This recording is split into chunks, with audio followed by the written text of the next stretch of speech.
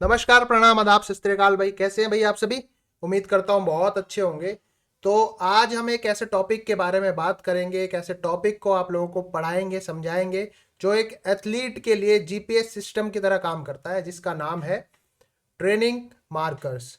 जैसे गाड़ी चलाते वक्त स्पीडोमीटर से स्पीड का पता चलता है, वैसे ही ट्रेनिंग मार्कर्स से हमें पता चलता है कि बॉडी पे ट्रेनिंग का कितना इफेक्ट हो रहा है, कैसे वर्क कर रही है, ट्रेनिंग अच्छी कर रही है, बुरी कर रही है, पॉजिटिव इफेक्ट हो रहा है, नेगेटिव इफेक्ट हो रहा है। तो वो सारी चीजें किससे पता चलेंगी? ट्रेनिंग मार्कर्स से। आज हम बात करेंगे ट्रेनिंग मार्कर्स के बारे में, क्या क्या ट्रेनिंग मार्कर्स यूज होते हैं। इन सारी चीजों के लिए वीडियो को एंड तक जरूर देखना, और आप खुद से भी इवेल्युएट कर सकते हैं कि आपकी बॉडी सही वर्कआउट टाइम पे रिस्पॉन्स कर रही है या नहीं कर रही। तो सबसे पहले समझते हैं ट्रेनिंग मार्कर्स क्या होता है। Training markers are physiological indicators. क्या है भाई? फिजियोलॉजिकल इंडिकेटर्स है that help us measure how effectively training is impacting the body. तो ट्रेनिंग मार्कर्स वो फिजियोलॉजिकल इंडिकेटर्स, या फिर यूं कह सकते हो शारीरिक संकेत होते हैं, जिनसे हमें ये पता चलता है या ये पता लगा सकते हैं हम कि ट्रेनिंग बॉडी पे सही असर डाल रही है या नहीं। तो इसके क्या क्या एग्जाम्पल रहते हैं, किस किस चीज़ों से हमें पता चलता है भाई? ये इनके मेजर एग्जाम्पल्स हैं। मेजर एग्जाम्पल्स है, किन किन चीज़ों से हमें पता चलेगा भाई? मैक्सिमम हार्ट रेट से, वाइटल कैपेसिटी से, इनटेक वॉल्यूम से, टेम्परेचर और रेगुलेशन से। तो इसके अलावा भी बहुत सारे एग्जाम्पल्स हैं, उनके बारे में भी हम बात करेंगे। तो सबसे पहले मैं आपको एक एग्जाम्पल के थ्रू समझाता हूँ। एक स्प्रिंटर है जो डेली ट्रेनिंग करता है, ठीक है। अगर उसकी हार्ट रेट कंट्रोल में है और रिकवरी फास्ट हो रही है, तो उसकी बॉडी ट्रेनिंग को अच्छे से अडॉप्ट कर रही है, एक्सेप्ट कर रही है। तो ये उसके ट्रेनिंग मार्कर्स से पता चलता है कि बॉडी एक्सेप्ट कर रही है, अडेप्ट कर रही है ट्रेनिंग को या नहीं कर रही। क्योंकि डेली ट्रेनिंग से क्या है, उसको फिजियोलॉजिकल चेंजेस देखने को मिल रहे हैं। तो ये सारे चीज़ें किससे पता चलेगी? ट्रेनिंग मार्कर से। ट्रेनिंग मार्कर के एग्जाम्पल कौन कौन से हैं, किन किन चीज़ों से पता चल सकती है? Maximum heart rate, vital capacity, intake volume, temperature, regulations. और इनके अलावा भी किन किन चीज़ों से पता चलती है, उनके बारे में भी हम बात करेंगे। तो सबसे पहले ये देख लेते हैं कि why training markers are important. क्यों ज़रूरी होते हैं ट्रेनिंग मार्कर्स? क्यों ज़रूरी है? सबसे first, evaluating performance and progress. Performance को इवेल्युएट करना, यानी कि परफॉर्मेंस एंड प्रोग्रेस का एनालिसिस करना। बच्चे जो है प्रोग्रेस कर रहे हैं या नहीं, आपके जो स्टूडेंट्स हैं प्रोग्रेस कर रहे हैं या नहीं, ये ऑब्जेक्टिविटी चेक करने के लिए होता है, ठीक है। जैसे अगर मैं एग्जांपल के थ्रू समझाऊं, तो एक फुटबॉल प्लेयर का एचआरवी क्या है? एचआरवी यानी कि एचआरवी, एचआरवी यानी कि हार्ट रेट वेरिएबिलिटी। अब आप इसमें भी कंफ्यूज होंगे भाई, what is heart rate variability. तो वह मैं आपको एचआरवी का मतलब समझाता हूं पहले। एचआरवी से ही हमें, मैं आपको फिर बाद में एग्जांपल समझाता हूं। तो एचआरवी क्या है भाई? पहले पहले ये देखते हैं। एचआरवी है आपका, जैसे आपकी दिल की धड़कन के बीच के समय का जो परिवर्तन होता है। एचआरवी क्या होता है? आपके दिल के धड़कन के बीच के समय का बदलाव। दिलों की धड़कन, जो आपकी दिल की धड़कन जो है, हार्ट रेट है, हार्ट बीट है, उनके बीच के, धड़कन के बीच के समय का बदलाव, उसको बोलते हैं हम एचआरवी। मतलब अगर हमारा दिल हर बार एक जैसे गैप में नहीं धड़कता, कभी मान लो यूं कह सकते हैं कि 1 सेकंड में धड़क रहा है, कभी 1.1 सेकंड में धड़क रहा है, कभी 1 सेकंड में धड़क रहा है, कभी 1.1 सेकंड में धड़क रहा है, कभी 0.9 सेकंड में भी धड़क रहा है। तो ये इन्हीं छोटे छोटे बदलाव को हम क्या बोलते हैं? एचआरवी, एचआरवी बोलते हैं। तो एचआरवी को क्या बोला जाता है? Heart rate variability. तो आपके दिल के धड़कनों के बीच के समय का परिवर्तन एचआरवी कहलाएगा। ये आप यूं कह सकते हो कि ये आपके नर्व सिस्टम की काम करने की क्षमता को दर्शाता है भाई, आपके नर्व सिस्टम की। आपका नर्व सिस्टम कैसे वर्क कर रहा है, काम, उसके काम करने की क्षमता को दर्शाएगा। और खास करके आप यूं कह सकते हो कि ऑटोनॉमिक नर्व सिस्टम, एएनएस, ये सिस्टम बिना सोचे आपके शरीर के फंक्शन को कंट्रोल करता है, जैसे सांस लेना हो गया, दिल की धड़कन होगी, तभी ये वर्क करेगा एएनएस पे। अब यूं कह सकते हो कि भाई एचआरवी का स्ट्रेस और रिकवरी से क्या कनेक्शन है। आपके दिमाग में ये क्वेश्चन भी आ रहा होगा, स्ट्रेस से या फिर रिकवरी से क्या कनेक्शन है, इसके बारे में भी हम बात करेंगे। पहले बात करते हैं कि why training markers are important, क्यों इंपॉर्टेंट है। To evaluate performance and progress, performance और प्रोग्रेस का एनालिसिस। तो मैंने आपको एक एग्जांपल में दे रहा था, एक फुटबॉल प्लेयर का एचआरवी है, अगर एचआरवी सुधर रहा है तो मतलब वो स्ट्रेस हैंडल कर पा रहा है, तो इसलिए भी ट्रेनिंग मार्कर्स इंपॉर्टेंट है। उसका स्ट्रेस रेट चेक करने के लिए, स्ट्रेस हैंडल कर पा रहा है या नहीं कर पा रहा। ठीक है। दूसरे बात करते हैं हम preventing injuries and over training. Injuries से प्रिवेंट करने के लिए, ओवर ट्रेनिंग से प्रिवेंट करने के लिए आपका ट्रेनिंग मार्कर्स इसलिए भी जरूरी होते हैं। क्यों जरूरी है भाई? पहला तो परफॉर्मेंस और प्रोग्रेस का एनालिसिस करने के लिए, दूसरा है इंजरी और ओवर ट्रेनिंग से बचाव करने के लिए। क्या क्या है भाई? Training markers bye identifying changes in markers like creatine kinase, जिसे हम क्रेटीन फोस्फोकाइनेज भी बोलते हैं।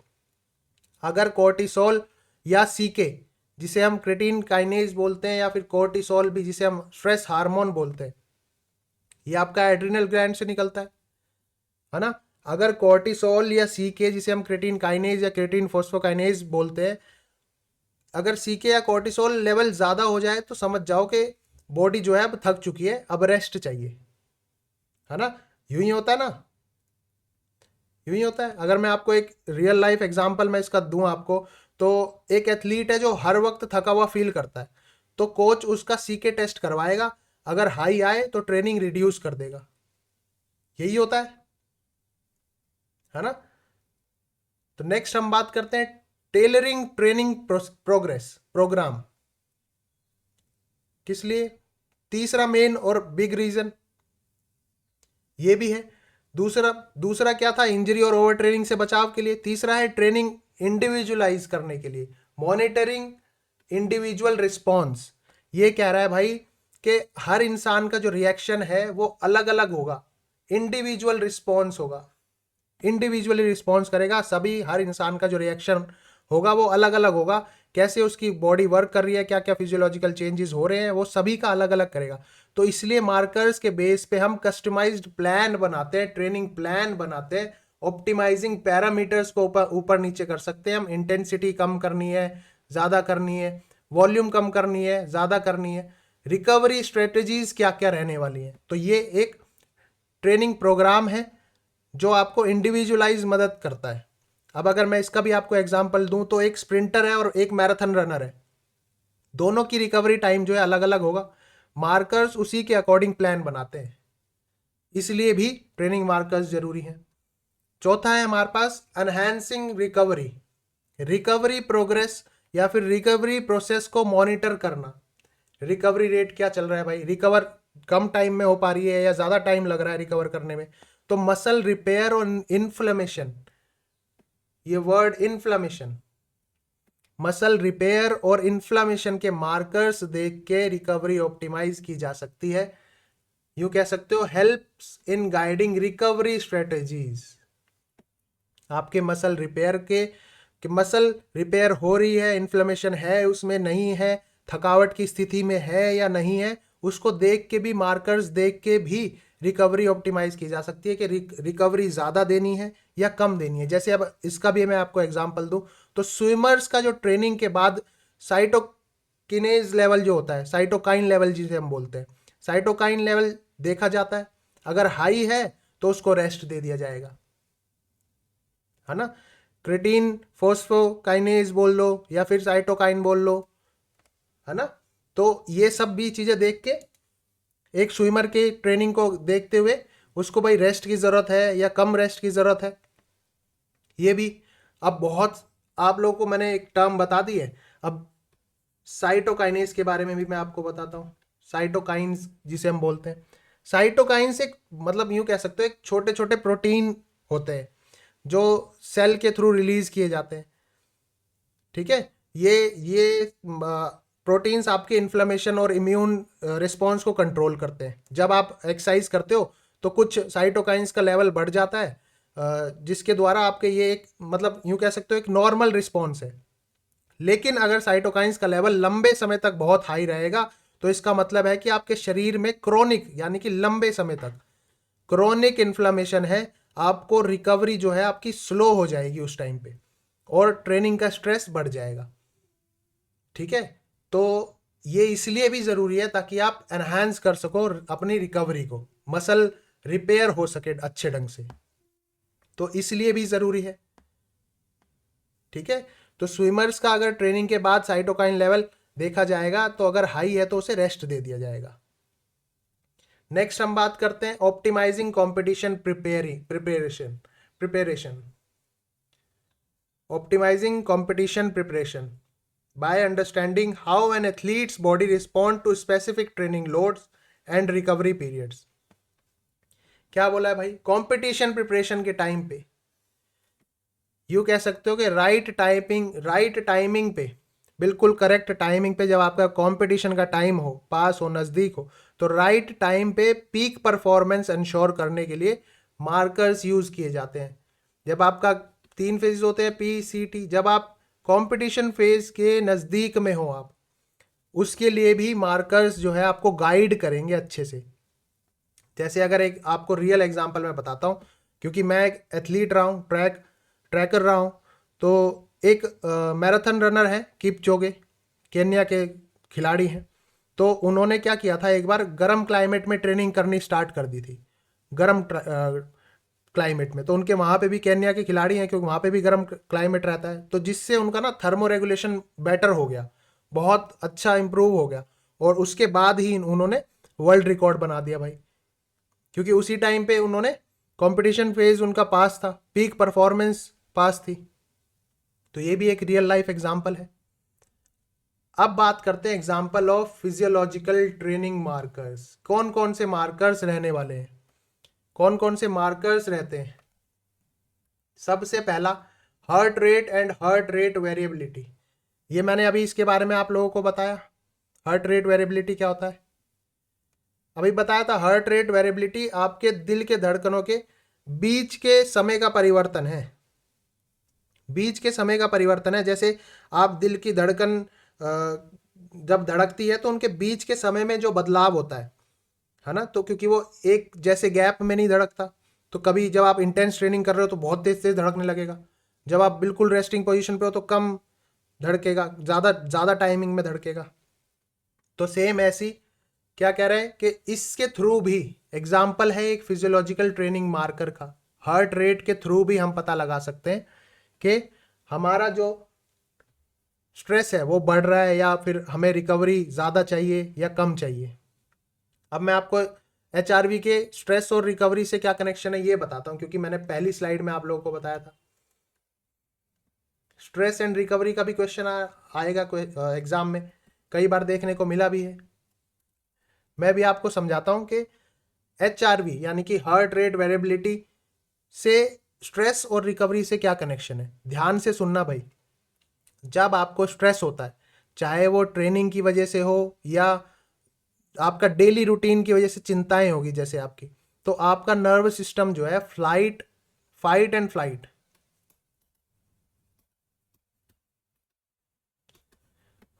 फ्लाइट मोड में चला जाएगा। इससे क्या होगा भाई, जब फाइट एंड फ्लाइट मोड में चला जाएगा तो इससे आपके दिल की धड़कनों के बीच का समय जो है ना वो रेगुलर हो जाएगा। रेगुलर यानी कि अगर जब फाइट एंड फ्लाइट में चला जाए बढ़ जाएगा तो तेज हो जाएगा, है ना, रेगुलर हो जाता है, जिसके कारण HRV जो है कम हो जाएगा, तेज तेज धड़कने लगेगा। जब दिल तेज तेज धड़केगा तो HRV जो है, क्योंकि HRV मैंने बताया, HRV आपके दिलों के धड़कन के बीच के समय का परिवर्तन है, समय का बदलाव है। तो HRV ज़्यादा हो जाएगा, वो HRV कम हो जाएगा, HRV कम हो जाएगा। तो इसका मतलब है कि आपके शरीर जो है हाई अलर्ट मोड पे चला गया और रिकवरी पर ध्यान नहीं दे रहा। मान लो आपकी किसी से लड़ाई हो गई या आपको डर लग रहा है कुछ, है ना, तो डर लग रहा है तो आप किस मोड में चले गए, आपका जो नर्वस सिस्टम है फाइट एंड फ्लाइट के मोड में चला गया, और इसकी वजह से आपका HRV जो है कम हो जाएगा, HRV जो है कम हो जाएगा। तो इसका मतलब है कि आपका शरीर जो है वो हाई अलर्ट मोड पे चला गया है और रिकवरी पर ध्यान नहीं दे रहा भाई। दूसरा अगर मैं एग्जांपल दूं, तो जब आप आराम कर रहे होते हैं, जब आप आराम कर रहे हैं, मान लो आप आराम कर रहे हैं, ठीक है, तो आपका nervous system rest and digest mode पे चला जाएगा। किस मोड पे? रेस्ट एंड डाइजेस्ट मोड पे चला जाएगा। इससे आपकी दिल की धड़कन के बीच का समय भी इर्रेगुलर हो जाएगा भाई, इर्रेगुलर हो जाएगा, क्योंकि आप रेस्ट की स्थिति में है, इर्रेगुलर हो जाएगा, जिसके कारण आपको क्या होगा, HRV ज्यादा हो जाएगा। HRV ज्यादा होने का मतलब है कि आप आराम कर रहे हैं तो आपका जो बीच आपके दिल की धड़कन का ये एक बीट हुई, ये एक बीट हुई, तो बीच के स्थिति का जो गैप है वो बढ़ जाएगा, है ना, वो बढ़ जाएगा। जब HRV ज्यादा हो जाएगा तो इसका मतलब है कि आपका शरीर रिकवरी की स्थिति में है और ठीक से काम कर रहा है भाई, ठीक से काम कर रहा है ना, ठीक है। अगर मैं सेम आपको एक और एग्जांपल दूं, आपको जैसे मैं एथलीट हूं तो एथलेटिक्स का ही एग्जांपल दूंगा, ज्यादातर अच्छे से समझ में भी आएगा आप लोगों को। तो अगर मैं आपको एथलेटिक्स का एग्जांपल दूं, एथलेटिक्स का एग्जांपल देना चाहूं, तो यूं कह सकते हो कि जब अगर कोई एथलीट है तो एथलीट की HRV ट्रेनिंग के बाद लगातार कम रहती है ना, क्योंकि ट्रेनिंग मतलब ट्रेनिंग करी है उसने, और HRV ट्रेनिंग के बाद लगातार कम रहेगी, क्योंकि गैप जो है वो कम रहेगा, क्योंकि तेज तेज धड़केगा दिल। तो इसका मतलब है कि उसका शरीर उस ट्रेनिंग से ठीक से रिकवर नहीं कर पा रहा है। इस स्थिति को ओवर ट्रेनिंग भी कहते हैं, ये भी ध्यान रखना। अगर ओवर ट्रेनिंग जारी रही, अगर ओवर ट्रेनिंग कंटिन्यू रही, तो इससे जो है परफॉर्मेंस में कमी आ सकती है और इंजर्ड होने के भी ज़्यादा चांसेस बढ़ जाते हैं, इंजर्ड का रिस्क भी बहुत ज़्यादा रहता है, ठीक है। तो इससे डायरेक्टली अगर मैं आपको एक लाइन में समझाना चाहूं तो क्या होगा भाई, अगर हाई HRV है, HIGHHRV, हाई HRV यानी कि अच्छी रिकवरी और अच्छी अडेप्टेबिलिटी का संकेत है। अगर हाई HRV है, हाई मतलब गैप ज्यादा आ रहा है भाई, धड़कनों के बीच का जो समय है, अंतराल है, वो ज्यादा आ रहा है, बीच के समय का बदलाव जो है धड़कनों के वो ज्यादा है, तो आपकी रिकवरी और भी अच्छी आ रही है, संकेत है भाई वो। जबकि लो HRV स्ट्रेस और रिकवरी की कमी का संकेत है भाई। अगर लो होगी, लो HRV है, तो क्या हो सकता है, आपको स्ट्रेस हो सकता है, या फिर यूं कह सकते हो ओवर ट्रेनिंग हो सकती है, ओवरलोड भी हो सकता है, ठीक है। ये आप अच्छे से सुनोगे, बार बार सुनोगे तो आपको बहुत अच्छे से समझ में आएगा, क्योंकि ये टॉपिक ही ऐसा है कि बहुत बच्चों को कंफ्यूज कर देगा। लेकिन आपके लिए ये भाई बहुत मेहनत से आपको ये चीजें बार बार रिकॉल कराई जाएंगी। आप उस चीज की चिंता मत करो, बहुत जल्दी आपके लिए यूपी LT, साथ ही साथ राजस्थान PTI, साथ ही साथ पंजाब PTI का एक कोर्स जो है लॉन्च करने जा रहे हैं, ठीक है। जो एनरोल करना चाहता है भाई कोर्स में, इस नंबर पे कॉल कर देना या व्हाट्सएप कर लेना, 8826912341। इस कोर्स में आपको जीरो से बिल्कुल बेसिक से चीजें कराई जाएंगी एडवांस लेवल तक। और साथ ही साथ रक्षाबंधन पे आपको इसमें ऑफर भी मिल जाएगा, वैलिडिटी का ऑफर भी मिल जाएगा। तो भाई जो भी जानकारी चाहिए इस नंबर पे कांटेक्ट कर लेना, ठीक है। तो पहला एग्जांपल क्या देखने को मिला हमें, हार्ट रेट और हार्ट रेट वेरिएबिलिटी। दूसरा क्या है, दूसरा चेंजेस की वजह से क्या होता है भाई, ब्लड लैक्टेट। ब्लड लैक्टेट क्या है भाई, सबसे पहले तो ब्लड लैक्टेट समझना पड़ेगा। ब्लड लैक्टेट क्या है, जब आप एक्सरसाइज करते हैं तो आपकी मसल को एनर्जी की जरूरत होती है, ये एनर्जी बनाने का एक प्रोसेस है, यूं कह सकते हो, ठीक है। मसल यूं क्या जब एनर्जी की जरूरत होगी तो मसल एक बाय प्रोडक्ट बनाती है जिसे हम लैक्टेट बोलते हैं। क्या बोलते हैं? लैक्टेट बाय प्रोडक्ट बनाती है जिसे हम लैक्टेट बोलते हैं या लैक्टेट कहते हैं। हमारे शरीर इस लैक्टेट को एनर्जी के लिए दोबारा इस्तेमाल भी कर सकता है। हमारा जो शरीर है वो लैक्टेट को एनर्जी के लिए दोबारा इस्तेमाल भी कर सकता है। ठीक है, तो इसे कहते हैं हम लैक्टेट। तो ये क्या कह रहा है भाई, ब्लड लैक्टेट से भी हमें पता चलता है कि हमारा जो फिजियोलॉजिकल ट्रेनिंग मार्कर जो है वो एक तरीके से ब्लड लैक्टेट भी है। तो क्या कह रहा है, measuring blood lactate level help determining the intensity of exercise and monitor anaerobic threshold improvements. अब यूं कह सकते हो एनारोबिक इंप्रूव थ्रेशोल्ड की बात कर रहा है। एनारोबिक थ्रेशोल्ड यानी कि जब आप एक्सरसाइज की इंटेंसिटी बढ़ती है, जब आप एक्सरसाइज कर रहे होते हैं जिम में, ट्रैक पे, बॉक्सिंग रिंग में, रेसलिंग अखाड़े में, ठीक है, रेसलिंग कोर्ट में, तो जब आपकी एक्सरसाइज की इंटेंसिटी बढ़ेगी तो लैक्टेट का प्रोडक्शन भी बढ़ जाएगा। एक पॉइंट ऐसा आएगा जब आपकी मसल इतनी तेजी से लैक्टेट बनाने लगेगी, इतनी तेजी से लैक्टेट बनाती है और आपका शरीर उसे पूरी तरह से इस्तेमाल भी नहीं कर पाएगा। ठीक है, उसे पूरी तरीके से इस्तेमाल भी नहीं कर पाता। इसी पॉइंट को ही एनारोबिक थ्रेशोल्ड भी बोलते हैं। क्या बोलते हैं? Anaerobic threshold. अगर आप इस थ्रेशोल्ड से नीचे एक्सरसाइज कर रहे हैं, ये मान लो ये आपका एनारोबिक थ्रेशोल्ड है, तो अगर आप इस थ्रेशोल्ड से नीचे आप एक्सरसाइज कर रहे हैं तो लैक्टेट का जो लेवल है वो स्टेबल रहेगा और आप लंबे समय तक बिना थके टिके हुए, ठीक है, लंबे समय तक बिना थके एक ही जगह पे टिके हुए काम कर सकते हैं बिना थके।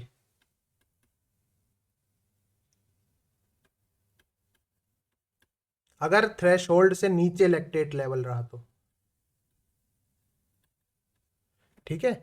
अगर आप इस थ्रेशोल्ड से ऊपर एक्सरसाइज करेंगे, मान लो ये थ्रेशोल्ड था आपका, अगर आप इससे ऊपर लेवल पे जो है एक्सरसाइज कर रहे हैं तो लैक्टेट मसल में जमा होने लगेगा, जिससे मसल में, कई बार देखा होगा जो एथलेटिक्स वाले हैं या जो बॉक्सिंग करते हैं, जो भी स्पोर्ट्समैन है, उनको अच्छे से पता होगा ब्लड लैक्टेट लेवल जो है हाई होने की वजह से उनकी जो मसल में, कई बार हैमस्ट्रिंग में होता है, कई बार बॉक्सर्स के शोल्डर में होता है, तो मसल में जो है जलन और थकान महसूस होने लगती है। क्यों? क्योंकि वो थ्रेशोल्ड से ऊपर चला गया।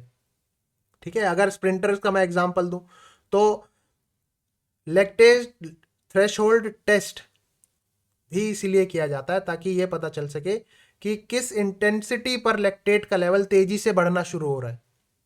एक लेवल है ना, इसका भी एक लेवल है। तो मतलब लैक्टेट थ्रेशोल्ड टेस्ट इसलिए भी किया जाएगा ताकि एक हम पता लगा सकें कि किस इंटेंसिटी पर लैक्टेट का लेवल जो है तेजी से बढ़ रहा है। अगर किसी एथलीट का लैक्टेट बिल्डअप ज़्यादा मतलब देर से होता है, मतलब ज़्यादा देर से बनना स्टार्ट होता है, तो इसका मतलब है कि उसका एनारोबिक थ्रेशोल्ड हाई है।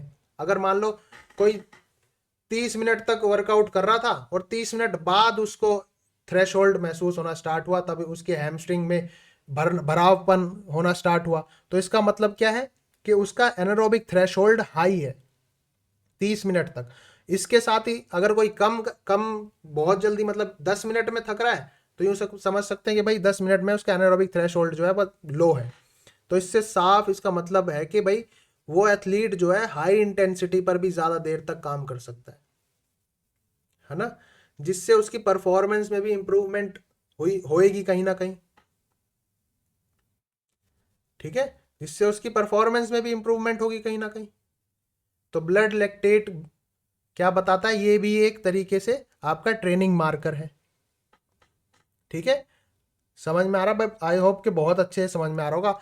एंड तक वीडियो देखना भाई, एक एक आपको एग्जांपल इतने बेहतरीन तरीके से समझ में आएगा ना। चलो नेक्स्ट मार्कर कौन सा है भाई? Creatine kinase. क्रिटीन काइनेज इसके बारे में भी बताया आपको। क्रिटीन काइनेज जिसे हम बोलते हैं क्रिटीन फोस्फोकाइनेज। क्रिटीन फोस्फोकाइनेज क्या है ये भाई? ये अगर मैं आपको सीधे लैंग्वेज में बताऊं तो एक एंजाइम है जो मसल में या दिल में और दिमाग में भी पाया जाता है भाई। आपके हार्ट में, आपकी मसल्स में, आपके ब्रेन में भी पाया जाता है। ये एक एंजाइम है जब मसल टिश्यू को नुकसान पहुंचता है ना, जब आप एक्सरसाइज कर रहे हैं, इंटेंसिव एक्सरसाइज कर रहे हैं, बहुत इंटेंसिटी के साथ कर रहे हैं, आपकी इंटेंसिटी जो है बहुत हाई है ना, तो क्या होगा, जब मसल टिश्यू को नुकसान पहुंचेगा तो यानी कि आपकी इंटेंसिटी एक्सरसाइज की बहुत हाई है एक्सरसाइज के दौरान ही, तो ये एंजाइम मसल से निकल के आपका क्या चला जाएगा, ब्लड स्ट्रीम में मिल जाएगा। इसीलिए ब्लड में इसका लेवल मसल डैमेज का भी एक रिलायबल मार्कर है।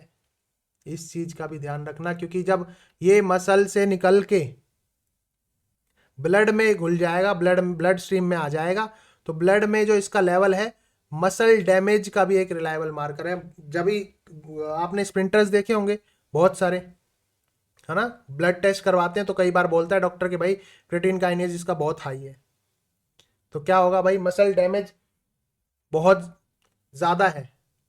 ठीक है, तो जब आप हाई इंटेंसिटी ट्रेनिंग करते हैं ना, तो आपकी मसल में छोटे छोटे टीयर्स भी आते हैं, तो ये एक यूँ कह सकते हैं कि एक हीलिंग प्रोसेस का एक नॉर्मल सा हिस्सा है, जिसके दौरान या इस दौरान आपके ब्लड में जो है सीके का लेवल, सीके यानी कि creatinine kinase, CK creatinine kinase या क्रिएटिनिन फॉस्फोकाइनेज, क्रिएटिनिन काइनेज का जो लेवल है वो बढ़ जाएगा। ठीक है, अगर सीके लेवल थोड़ा सा बढ़ा हुआ है तो ये आपकी नॉर्मल रिकवरी का संकेत है, अगर ज्यादा नहीं है, थोड़ा सा है, थोड़ा, हाँ थोड़ा है, तो ये क्या होगा, ये नॉर्मल है, क्योंकि आप हाई इंटेंसिटी में ट्रेनिंग कर रहे हैं ना। लेकिन अगर सीके लेवल जो है बहुत ज़्यादा बढ़ा हुआ है, तो इसका मतलब है कि मसल डैमेज ज़्यादा हुआ है और आपको रिकवरी के लिए थोड़ा समय चाहिए भाई। अगर ज़्यादा है तो क्या होगा, रिकवरी के लिए टाइम भी ज़्यादा चाहिए, है ना। अगर मैं आपको भी एक इसका एक रेस्ट का एग्जांपल दूं भाई, तो एथलीट के, जब एक एथलीट्स के ब्लड में सी के लेवल जब बहुत ज़्यादा पाया जाएगा या फिर हाई पाया जाता है, तो कोचेज और ट्रेनर्स उनको रेस्ट करने की सलाह देते हैं। ऐसा मतलब इसलिए भी किया जाता है क्योंकि मसल को रिपेयर होने की ज़रूरत है, मसल को पूरा समय दिया जाए रिपेयर होने का, ओवर ट्रेनिंग से बचा जा सके। सेकंड पॉइंट, मेन पॉइंट है कि ओवर ट्रेनिंग से भी बचा जा सके, जिससे क्या होगा, आपकी परफॉर्मेंस में अगर ओवर ट्रेनिंग होगी तो परफॉर्मेंस में कहीं ना कहीं डिक्लाइन देखने को मिलेगा और परफॉर्मेंस में कमी भी आ सकती है। और सबसे ज़रूरी बात है कि इंजर्ड होने का रिस्क जो है वो ज़्यादा हो सकता है अगर सीके का लेवल हाई है तो। ठीक है, तो सीके लेवल को मॉनिटर करना भी एथलीट्स के लिए एक अहम टूल है, और इसे ये कह सकते हैं कि एक अहम हिस्सा है ट्रेनिंग मार्कर का। ट्रेनिंग मार्कर का एक अहम टूल है, एक अहम हिस्सा है, जिससे क्या पता चलता है कि उनका शरीर जो है ट्रेनिंग लोड को कैसे हैंडल कर पा रहा है। ठीक है, नेक्स्ट क्या मार्कर है भाई, कोर्टिसोल। कोर्टिसोल एक स्ट्रेस हार्मोन, एक स्ट्रेस हार्मोन है कोर्टिसोल, जो एड्रिनल ग्लैंड से निकलता है। स्ट्रेस हार्मोन कहाँ से प्रोड्यूस होता है, एड्रिनल ग्लैंड से। ठीक है, कोर्टिसोल एक हार्मोन है जिससे हमारा शरीर स्ट्रेस के रिस्पॉन्स में रिलीज करता है। जब आपको स्ट्रेस होता है तो स्ट्रेस के रिस्पॉन्स के लिए रिलीज करता है, इसको हम स्ट्रेस हार्मोन भी बोलते हैं, ये एग्जाम में भी पूछा जाता है, स्ट्रेस हार्मोन भी बोलते हैं। ये एक मतलब यूं कह सकते हो कि बहुत जरूरी हार्मोन है जो हमारे शरीर को खराब हालत से लड़ने में मदद भी करता है। इसका जो मेन काम जो होता है, मैं अगर कहूं तो मेन काम जो है एनर्जी को बढ़ाना और आपकी बॉडी में जो इन्फ्लेमेशन है उसको कम करना, उसको कंट्रोल करना। ठीक है, अब आप सोचोगे कि सर ट्रेनिंग मार्कर्स में कैसे आया भाई, ये इसका कोर्टिसोल और रिकवरी का क्या कनेक्शन है भाई। ट्रेनिंग मार्कर्स आपकी रिकवरी में हेल्प कर रहे हैं ना, तो कोर्टिसोल और रिकवरी का क्या कनेक्शन है भाई। तो जब आप स्ट्रेस में होंगे, स्ट्रेस यानी कि जैसे एक्सरसाइज होगी या आपका एग्जाम आ रहे हैं पास में, या फिर आप नींद पूरी नहीं हो पा रही है, चलो ये मान लो नींद पूरी नहीं हो पा रही, या एग्जाम आ गए, या फिर कोई एक्सरसाइज आप लोग कर रहे हो, तो जब आप स्ट्रेस में होते हो तब कोर्टिसोल का लेवल जो है बढ़ जाता है। कोर्टिसोल का लेवल जो है बढ़ जाएगा या बढ़ जाता है, तो एक नॉर्मल प्रोसेस है ये तो।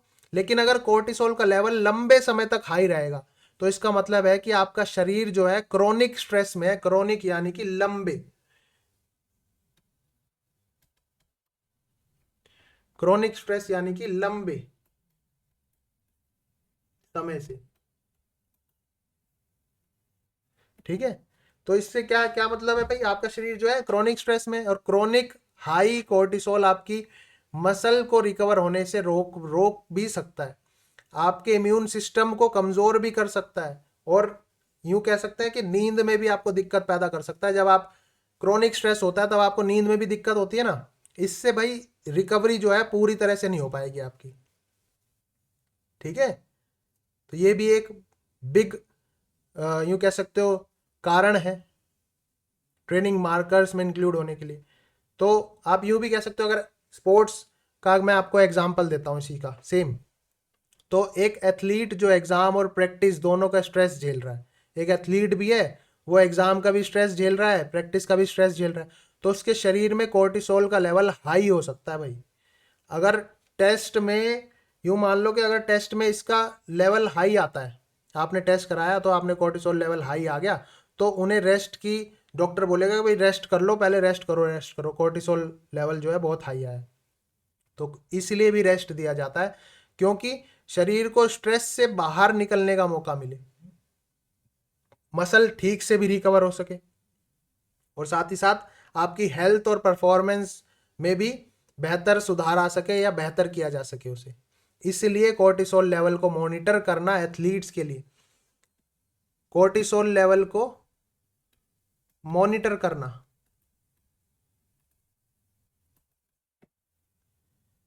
एथलीट्स के लिए जरूरी है, ताकि उन्हें ओवर ट्रेनिंग और ओवर स्ट्रेस से बचाया जा सके।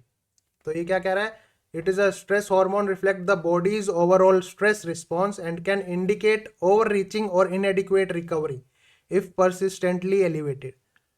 देखो भाई, इसमें तो एक लाइन में बता दिया, अब मैंने आप इस पूरे कोर्टिसोल को आपको पूरा एक्सप्लेन कर दिया है। ठीक है ना, तो नेक्स्ट क्या है भाई, नेक्स्ट भी है टेस्टोस्टेरोन और टेस्टोस्टेरोन टू कोर्टिसोल रेशियो। अब ये क्या होता है भाई टेस्टोस्टेरोन, टेस्टोस्टेरोन भाई, टेस्टोस्टेरोन तो आपका किस में, मसल बिल्डिंग में हेल्प करेगा। ये टेस्टोस्टेरोन क्या है, टेस्टोस्टेरोन एक एनाबॉलिक हार्मोन है, जिसका मतलब है कि ये मसल बिल्डिंग और टिश्यू रिपेयर में आपकी मदद करेगा। ठीक है, जिसे हम मसल बिल्डिंग हार्मोन भी बोलते हैं।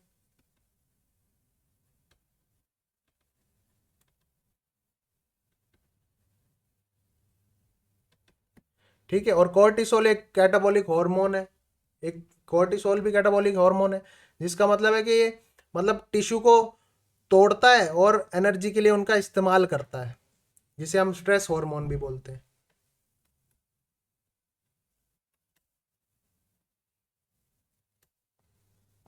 ठीक है, अब आपकी बॉडी मतलब यूँ कह सकते हो स्ट्रांग है, आप जिम जाते हो, आपकी बॉडी हेल्दी है और स्ट्रांग भी होती है, तो टेस्टोस्टेरोन का लेवल जो है ज़्यादा होगा और कोर्टिसोल का लेवल कम होगा, तो इसका मतलब है कि आपकी बॉडी जो है बिल्डिंग, बॉडी बिल्डिंग मोड में है।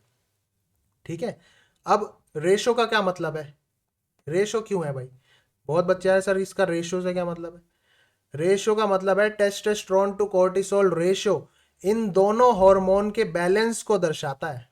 दोनों हार्मोन के, अगर टेस्टोस्टेरोन हाई है और कोर्टिसोल लो है, तो आप यानी कि बॉडी बिल्डिंग मोड में है, बिल्डिंग मोड में है। ठीक है, हार्मोन के बैलेंस को दर्शाएगा ये रेशो, आपकी बॉडी के ओवरऑल हार्मोनल स्थिति को एक तरीके से इंडिकेट करेगा, कि स्थिति को एक अच्छा इंडिकेटर है ये कि आपकी body testosterone to cortisol ratio में है। ठीक है, जब रेशो हाई होता है तो इसका मतलब है कि आपकी बॉडी जो है एनाबॉलिक मोड में है, यानी कि बिल्डिंग मोड में है, और आप ट्रेनिंग लोड को अच्छे से हैंडल भी कर पा रहे हैं। अगर ये रेशो हाई होगा, मान लो टेस्टोस्टेरोन टू कोर्टिसोल रेशो जो है आपका हाई है, तो क्या होगा, आप जो लोड को, ट्रेनिंग लोड को अच्छे से अडॉप्ट कर पा रहे हैं, अच्छे से हैंडल कर पा रहे हैं। ठीक है, और जब आपको यही रेशियो आपको लो देखने को मिलेगा, तो इसका मतलब है कि आपकी बॉडी जो है ब्रेक डाउन मोड में है, यहां पे तो होगी आपकी बिल्डिंग मोड में। अगर लो देखने को मिले तो ये हो गई आपकी ब्रेक डाउन मोड में।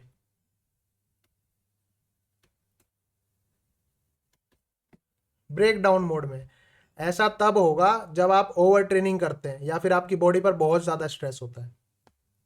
ठीक है, अगर एक एथलीट का रेशो लो हो रहा है तो इसका मतलब है कि भाई कोर्टिसोल का लेवल बढ़ रहा है और टेस्टोस्टेरोन का लेवल कम हो रहा है ना। तो ये किस बात का संकेत है? बॉडी स्ट्रेस में है और ठीक से रिकवर नहीं हो पा रही है भाई। मसल का ब्रेक डाउन और उसके बिल्डअप से ज़्यादा हो रहा है, टूट ज़्यादा रहा है, बिल्डअप मोड कम हो रहा है। तो इस स्थिति में रेस्ट बहुत ज़रूरी है। रेस्ट करने से ही बॉडी स्ट्रेस से निकल पाएगी और हार्मोनल बैलेंस जो है वापस आ जाते हैं। ठीक है, तो रिकवरी बेहतर होगी इससे और परफॉर्मेंस में भी सुधार आएगा। तो ये भी एक तरीके से ट्रेनिंग मार्कर है, बेहतरीन ट्रेनिंग मार्कर है। साथ ही साथ इसके अलावा इन्फ्लेमेशन मार्कर्स और साइटोकाइंस।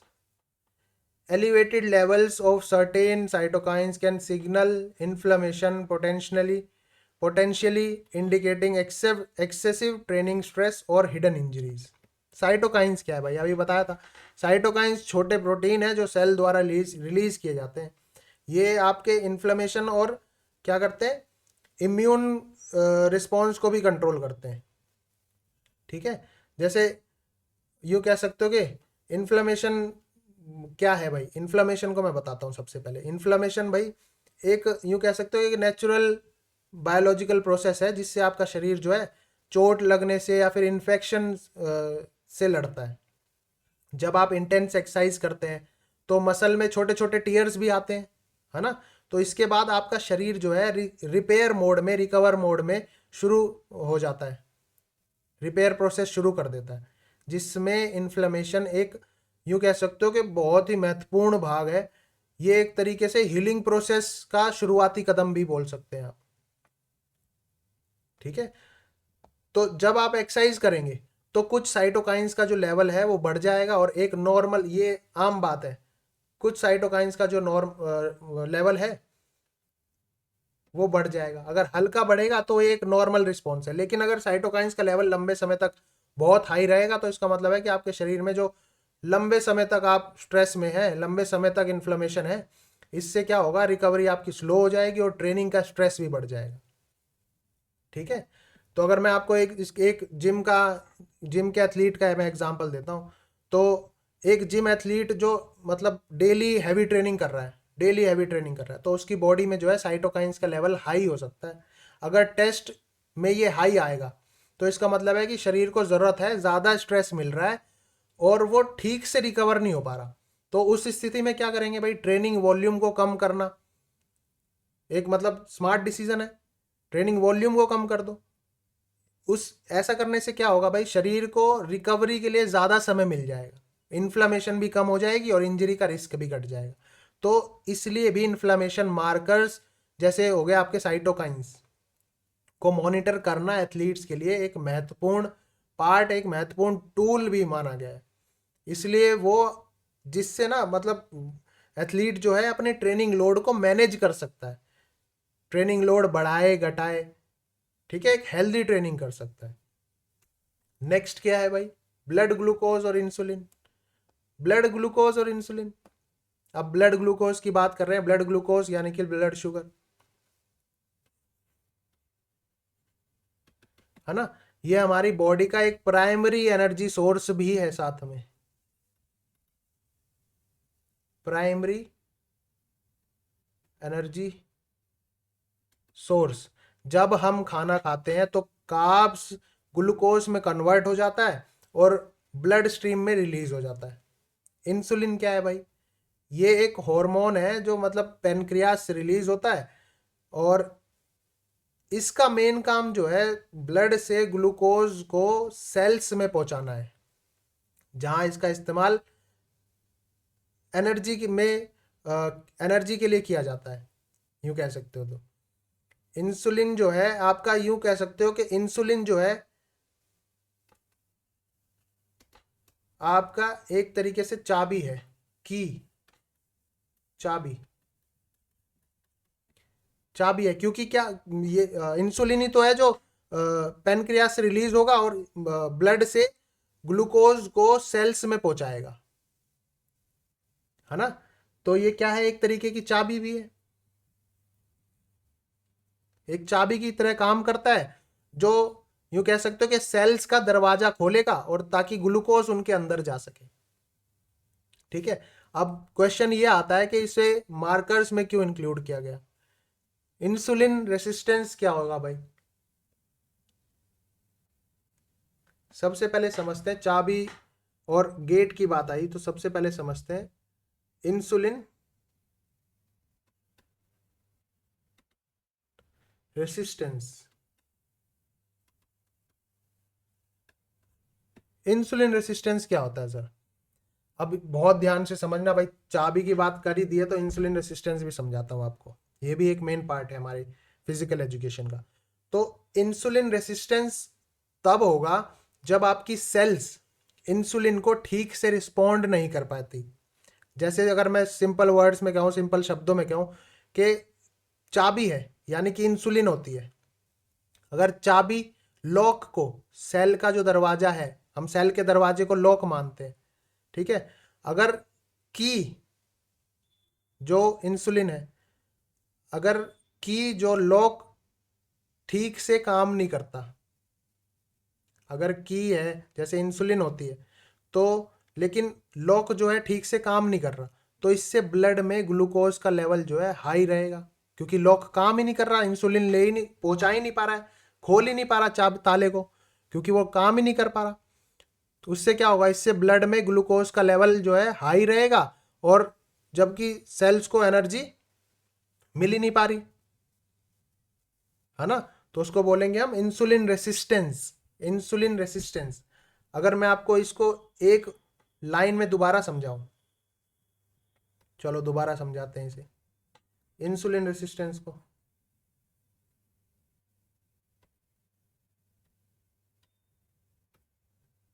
देखो भाई,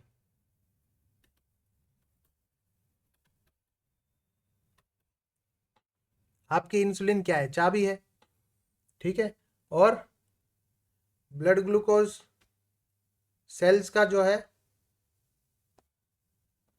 सेल का जो दरवाजा है उसको हम लॉक मानते हैं, ठीक है। इंसुलिन रेसिस्टेंस तब होगा जब आपके सेल्स जो हैं इंसुलिन को ठीक से रिस्पॉन्ड नहीं कर पाएंगे। जैसे की होती है लेकिन लॉक ठीक से काम नहीं करता, आपके पास चाबी है लेकिन ताला जो है, लॉक जो है ठीक से काम नहीं कर रहा, इससे क्या होगा, ब्लड में ग्लूकोज का लेवल हाई हो जाएगा और सेल्स को एनर्जी नहीं मिल पाती जब, है ना, ब्लड में ग्लूकोज का लेवल हाई हो जाएगा जबकि सेल्स को एनर्जी नहीं मिल पा रही, तो वो कहलाएगा आपका इंसुलिन रेसिस्टेंस, ठीक है। अगर मैं बात करूं एथलेटिक्स, एथलीट और परफॉर्मेंस से क्या कनेक्शन है सर इसका, ट्रेनिंग मार्कर्स में क्यों इंक्लूड करा, तो ध्यान से सुनना, जब एक एथलीट में इंसुलिन रेसिस्टेंस बढ़ जाता है, उसका ताला जो है, सेल का दरवाजा ढंग से काम नहीं कर रहा, इंसुलिन अंदर जा नहीं पा रहा, ब्लड से सेल में जा नहीं पा रहा, तो क्या होगा, तो इसका सीधा असर उसकी परफॉर्मेंस पे पड़ेगा। क्यों, क्योंकि कम एनर्जी रहेगी, मसल को एनर्जी के लिए ज़रूरी ग्लूकोज नहीं मिल पा रहा, जिससे थकान जल्दी होगी और एंड्योरेंस कम हो सकता है भाई, पुअर रिकवरी होगी, सेल्स ग्लूकोज को ठीक से एब्जॉर्व ही नहीं कर पा रहा, जिससे ट्रेनिंग के बाद मसल्स की रिकवरी स्लो हो जाएगी, वेट गेन भी जो है, वेट गेन भी हो रहा है, एक्स्ट्रा ग्लूकोज फैट में कन्वर्ट होकर स्टोर हो जाता है, जिससे बॉडी फैट बढ़ा सकती है और परफॉर्मेंस पर इसका नेगेटिव असर देखने को मिलेगा। तो इसलिए एक हेल्दी ब्लड ग्लूकोज और इंसुलिन रिस्पॉन्स भी एथलीट के लिए बहुत ज़रूरी है, ताकि उसकी बॉडी एनर्जी का सही इस्तेमाल कर पाए और परफॉर्मेंस को मेंटेन कर सके। तो इसलिए भी ब्लड ग्लूकोज और इंसुलिन ज़रूरी है। अब समझ में आया इंसुलिन रेसिस्टेंस या फिर इंसुलिन रेसिस्टेंस अगर बढ़ता है तो इसका एथलीट और परफॉर्मेंस से क्या कनेक्शन है ना। These markers helps in understanding energy utilisation, ठीक है, और metabolic health, impacting training adaptation and fuelling strategies. Next क्या है भाई, फेरेटिन और हेमोग्लोबिन और हेमेटोक्रेट। अब ये क्या है भाई, सर ये तो बड़े टफ हैं, इसमें बहुत सारे मार्कर्स हैं। मार्कर्स बहुत सारे हैं। ये कुछ मेन मार्कर्स आपको मैं बता रहा हूं जो आपको पता होना चाहिए। ये आपके यूजीसी नेट असिस्टेंट प्रोफेसर, साथ ही साथ बहुत सारे पीजीटी एग्जाम में भी देखने को मिलते हैं। सेम ये ट्रेनिंग मार्कर्स आपसे पूछ लिया जाएगा। तो अब फेरिटिन, हेमोग्लोबिन और हेमेटोक्रिट कैसे काम करता है भाई, ये अब ध्यान से सुनो भाई। ये आपके ब्लड के मेन कंपोनेंट्स हैं जो आपके शरीर में ऑक्सीजन कैरिंग कैपेसिटी को दर्शाते हैं। सबसे पहली बात तो फेरिटिन, हेमोग्लोबिन और हेमेटोक्रिट। हेमोग्लोबिन क्या, हेमोग्लोबिन की बात कर लेते हैं भाई। ये रेड ब्लड सेल्स हैं, रेड ब्लड सेल्स में पाए जाते हैं भाई हेमोग्लोबिन। ये एक टाइप का छोटा प्रोटीन ही है जो है आपका आरबीसीज में पाया जाता है, जो ऑक्सीजन को लंग्स से लेकर मसल और बाकी टिश्यू तक पहुंचाता है भाई। जितना ज़्यादा हेमोग्लोबिन उतनी बेहतर ऑक्सीजन डिलीवरी, है ना। तो हीमोग्लोबिन जो आपका ऑक्सीजन कैरिंग प्रोटीन भी है। अगर हेमेटोक्रिट की बात करें, हेमेटोक्रिट, हेमा मतलब ब्लड, कोई ब्लड की बात कर रहा है, तो ये आपके खून में, यानी कि खून में रेड ब्लड सेल्स की परसेंटेज को दर्शाता है। यानी कि ये आपके खून में जो रेड ब्लड सेल्स का परसेंटेज है, अगर ये कम है तो इसका मतलब है कि हेमोग्लोबिन भी कम हो सकता है। जब आप टेस्ट कराएंगे तो उसमें कहीं ना कहीं हेमेटोक्रिट भी लिखा होगा। हेमोक्रिट आपका रेड ब्लड सेल्स में आपके खून का परसेंटेज है, अगर ये कम है तो इसका मतलब है कि आपके जो हेमोग्लोबिन है वो भी कम होगा। ठीक है। फेरेटिन की बात करें तो फेरेटिन क्या है भाई, ये एक प्रोटीन है जो आपके शरीर में आयरन स्टोर करता है। क्या करता है, आयरन स्टोर करता है। आयरन हेमोग्लोबिन बनाने के लिए एक बहुत ही ज़रूरी मिनरल भी है। अगर फेरेटिन का लेवल कम है तो इसका मतलब है कि आपके पास आयरन की कमी है। अगर फेरेटिन का लेवल जो है कम होगा तो यानी कि इसका मतलब है कि आपके पास आयरन की कमी है, और इससे हीमोग्लोबिन प्रोडक्शन पर भी असर पड़ेगा। किस पर असर पड़ेगा, ये हीमोग्लोबिन की प्रोडक्शन पर भी असर पड़ेगा। ठीक है। तो अगर मैं आपको इसका एक एग्जांपल दूं, अब बच्चे सोचेंगे सर ये क्यों इंक्लूड किया जाता है ट्रेनिंग मार्कर्स में। आपको एक एग्जांपल के द्वारा समझाता हूं भाई। रनर्स का एक एग्जांपल ले लेते हैं। ठीक है, जो रनर्स होते हैं उनका एक एग्जांपल ले लेते हैं। एंड्योरेंस एथलीट्स का एक एग्जांपल ले लेते हैं। जैसे एंड्योरेंस एथलीट हो गए, ठीक है, खासकर फीमेल की हम बात करते हैं क्योंकि आयरन भी है इसमें, फेरेटिन। तो फीमेल्स में आयरन डेफिशिएंसी और उससे होने वाले जो एनीमिया का जो है रिस्क वो ज़्यादा देखने को मिलता है। अगर एक रनर में हेमोग्लोबिन लो है तो इसका मतलब है कि उसके मसल को ऑक्सीजन ठीक से नहीं मिल पा रही। इससे स्टेमिना भी कम होगा, आपका एंड्योरेंस भी कम होगा और थकान जल्दी महसूस होने लगेगी, फटीक हो जाएगा आपको। उस स्थिति में क्या बोलेगा भाई डॉक्टर या कोच, क्या बोलेगा, आप डॉक्टर के पास जाओगे या कोच के पास जाओगे, वो आपको आयरन सप्लीमेंट्स दे देगा और बोलेगा भाई ताकि इस ये ले लो, इससे जो आयरन का जो लेवल है वो ठीक हो जाएगा और हेमोग्लोबिन जो है दोबारा नॉर्मल हो जाएगा। ठीक है। तो इसलिए इन मार्कर्स को मॉनिटर करना भी, फेरेटिन, हेमोग्लोबिन और हेमेटोक्रिट, इनको मॉनिटर करना भी एथलीट के लिए बहुत ज़रूरी है, खासकर एंड्योरेंस स्पोर्ट्स में, क्योंकि ये आयरन जो है आपका हेमोग्लोबिन से रिलेटेड है, हेमेटोक्रिट से रिलेटेड है, तो कहीं ना कहीं ये आपका एंड्योरेंस से भी रिलेटेड है। तो इसको मॉनिटर करना भी बहुत ज़रूरी है। और जितने भी, खासकर आप यूँ कह सकते हो कि जहाँ पे भी ऑक्सीजन कैरिंग कैपेसिटी की बात हो, जो भी एंड्योरेंस स्पोर्ट्स है, जैसे एंड्योरेंस स्पोर्ट अगर बात करें खासकर एंड्योरेंस स्पोर्ट्स की, तो जहाँ पे बेहतर ऑक्सीजन कैरिंग कैपेसिटी परफॉर्मेंस के लिए क्रूशियल हो जाएगा। ठीक है। तो ये थे आपके। अब बात करते हैं हम मेन ट्रेनिंग मार्कर्स, जैसे मैक्सिमम हार्ट रेट हो गया। अब मैक्सिमम हार्ट रेट क्या है भाई, मैक्सिमम हार्ट रेट क्या है, ये कुछ मेन कंपोनेंट्स हैं, मेन चीज़ें हैं जिनसे जो डायरेक्टली अफेक्ट होती हैं, डायरेक्टली अफेक्ट होंगी आपकी। पहला क्या है, पहला क्या है, ये कुछ डायरेक्टली कह सकते हो की मेजरमेंट्स है। पहला है आपका मैक्सिमम हार्ट रेट। इसका it is the highest heart rate an individual can achieve during maximal exercise. एक 20 साल के स्टूडेंट का मैक्सिमम हार्ट रेट अगर नापना है तो क्या फॉर्मूला होगा, 220 माइनस एज। 20 साल का स्टूडेंट है, 2020 माइनस 220 माइनस 20, तो 200 बीट पर मिनट। यूं कह सकते हो कि आपको एक एग्जांपल देता हूं, अगर रेस है, अगर एक रेस हो रही है, एक कंपटीशन रेस है, तो रेस के दौरान अगर HR जो है हार्ट रेट 90% के ऊपर जाएगा तो फटीक होने के यानी कि थकान होने के चांसेस ज़्यादा हो जाएंगे। मैक्सिमम हार्ट रेट भी डायरेक्टली किस क्या माना जाता है, ट्रेनिंग मार्कर। इससे भी हम डायरेक्ट चेक कर सकते हैं भाई हार्ट रेट ऊपर जा रहा है तो हमें रेस्ट ज़्यादा करना चाहिए, रिकवरी ज़्यादा करनी चाहिए या नहीं करनी चाहिए। तो ये भी एक मेजर रिस्पॉन्स है, मेजर यूँ कह सकते हो कंपोनेंट है ट्रेनिंग मार्कर्स का। दूसरा आपका एग्जाम्पल की बात कर लेते हैं, runner check heart rate during a race. एक रेस है, मैराथन रनर्स देखे होंगे आपने, जितने भी मैराथन रनर्स हैं अपने वॉच भी देखते रहते हैं। एक तो क्या क्या देखते हैं, एक तो पेस देखते हैं, किस पेस पे उनकी बॉडी चल रही है, साथ ही साथ उनका हार्ट रेट क्या चल रहा है। अगर हार्ट रेट वो ज़्यादा होता है, मान मान लो 90 to 95% होगा, हालांकि इस रेंज में कभी बहुत मिनिमम चांसेस है कि इस एज में मैराथन रनर का जाएगा, इस परसेंटेज में मैराथन रनर का जाएगा। अगर वो 90% भी चला गया तो वो कहेगा कि भाई थोड़ा कम कर ले, थकान की स्थिति ज़्यादा हो सकती है, भाई थकने के चांसेस ज़्यादा हो सकते हैं।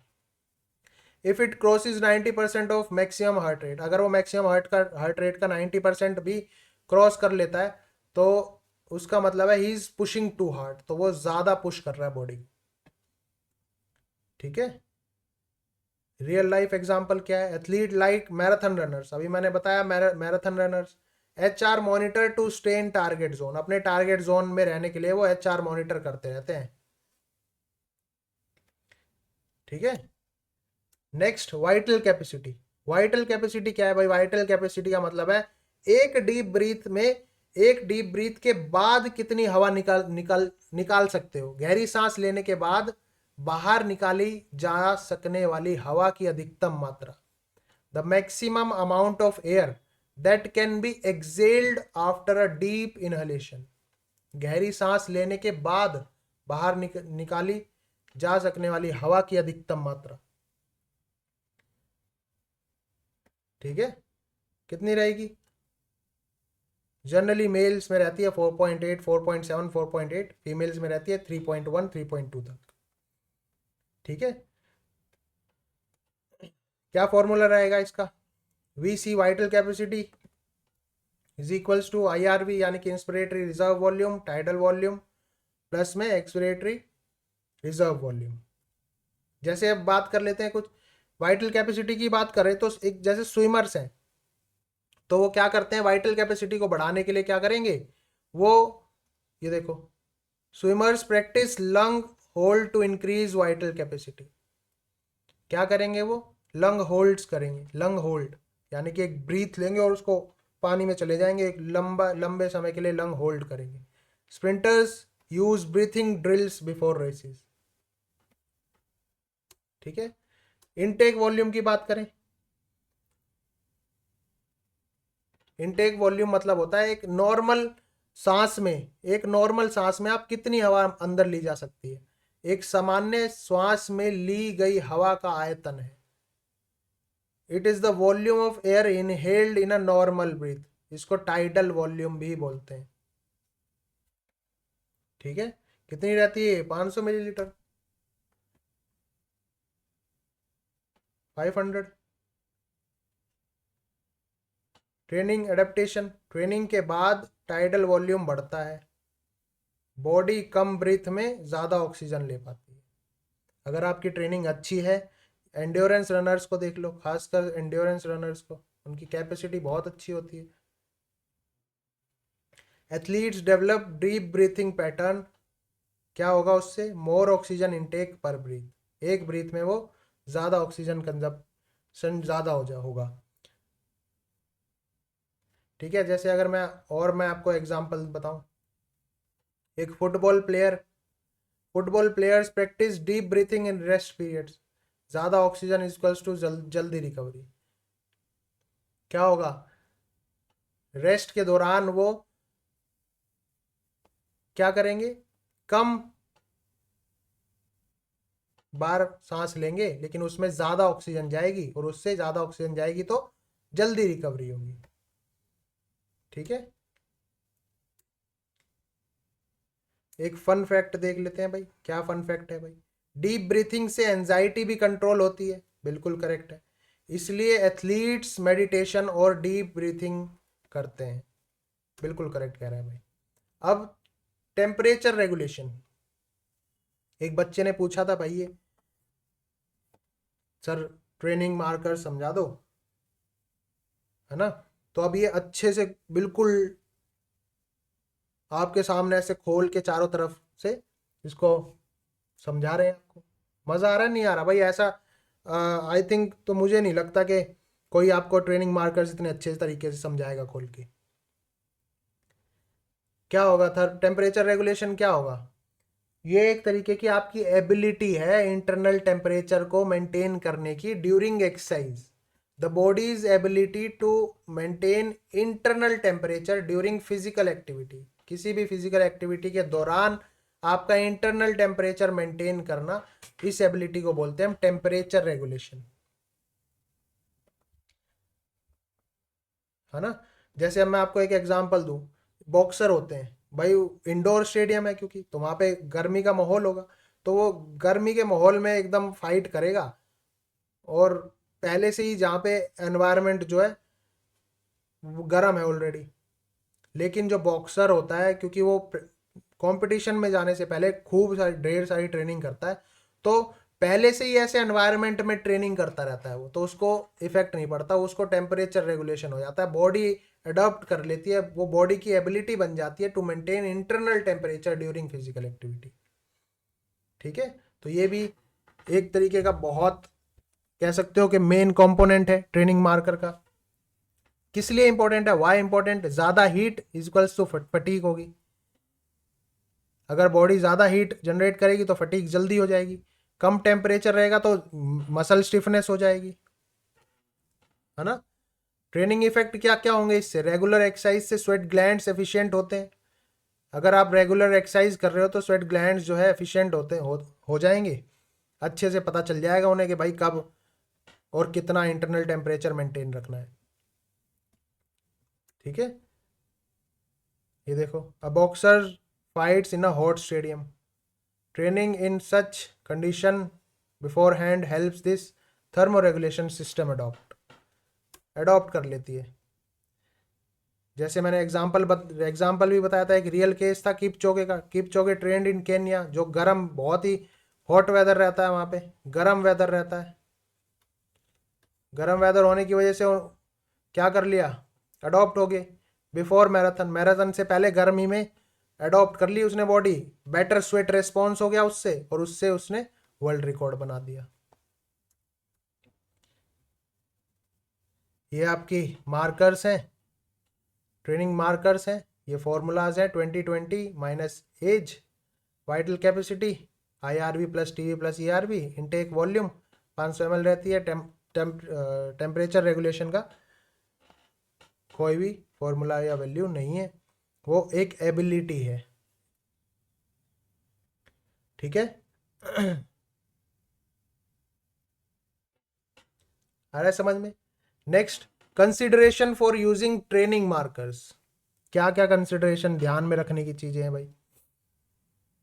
इंडिविजुअली वेरिएबिलिटी, क्या क्या चीजें ध्यान रखनी है ट्रेनिंग मार्कर्स यूज करते समय?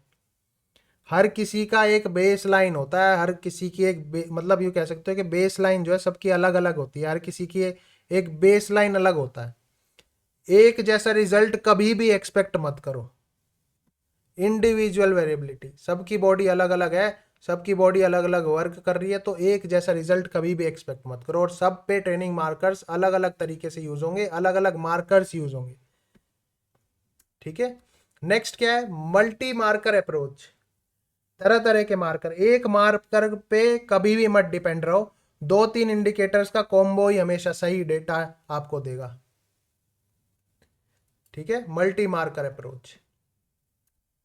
Next, timing of measurement. Training के कितने टाइम बाद मेजरमेंट ली गई है, ये रिजल्ट पे इफेक्ट होता है डायरेक्टली, ठीक है। ट्रेनिंग के कितने टाइम बाद मेजरमेंट ली गई है, ये भी रिजल्ट पे इफेक्ट करता है, ये भी देख के चलना है आप लोगों को।